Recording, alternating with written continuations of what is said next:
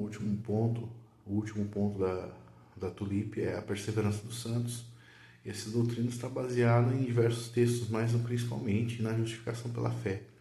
A Bíblia fala que Deus nos justifica, né? Nos declara justos pela fé. Ele fala que essa justificação tem como base a expressão concreta de justiça, ou seja, a obra de Cristo em Romanos 5. Ele fala que da obediência de um só vem a declaração de Deus que nós somos justos. Ou seja, é porque Cristo Jesus obedeceu a lei que nós somos declarados justos diante de Deus. Ou seja, a base da nossa salvação é a justiça.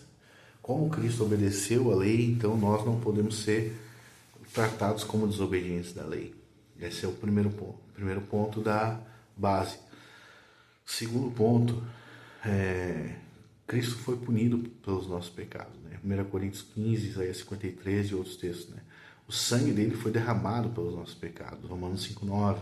Ele ressuscitou para que Deus nos declarasse justos. Ou seja, é a obra de Cristo, não a nossa, que é a base para a nossa justificação. Nós somos declarados justos por uma obra fora de nós, por uma obra que não tem nada a ver conosco. Assim Deus nos declara justos diante dele por causa daquilo que Cristo fez e não por aquilo que nós fizemos.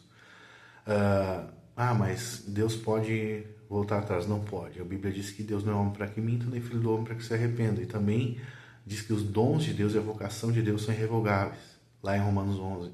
E Paulo chama a justificação ali em Romanos 5, 17 de dom da justiça. Então nós recebemos a justiça como um dom, né? Deus nos cobriu com a justiça de Cristo, né? Cristo é chamado de justiça nossa. Depois, aquele que se une ao Senhor se torna um só espírito com Ele. 1 Coríntios 6,17, em contexto, você pode ler aí. Então, nós nos tornamos um com o Senhor, não podemos mais ser separados. É como se nós fôssemos colados com Ele e jamais pudéssemos ser separados. Ele diz também, nunca te deixarei, jamais te abandonarei. E Paulo fala que Deus opera em nós o querer realizar.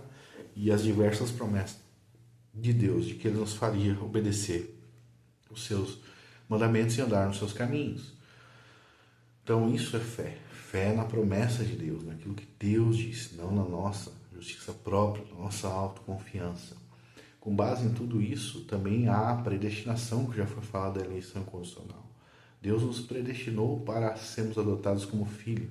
E também aos que predestinou, a estes justificou, e aos que justificou, glorificou. Então, Deus já determinou que nós seremos glorificados.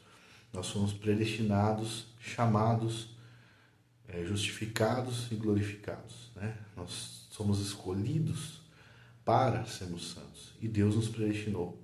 Então, mesmo que um cristão possa agir como um ímpio por um tempo, ele máximo receberá uma disciplina temporal de Deus aqui na terra.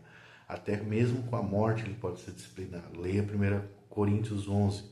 Mesmo assim, mesmo sendo disciplinado com a morte, ele ainda é salvo, porque ele é julgado no sentido de disciplinado por Deus para não ser condenado com o mundo.